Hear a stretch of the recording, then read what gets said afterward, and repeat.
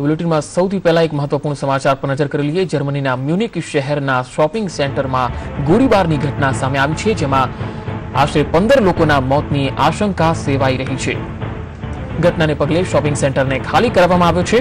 કેટલાક શખ્સો બંદૂક લઈને અંધાધૂંધ ફાયરિંગ કરવા લાગ્યા હતા, જેના પગલે ભારે અફરાતફરી મચી ગઈ હતી।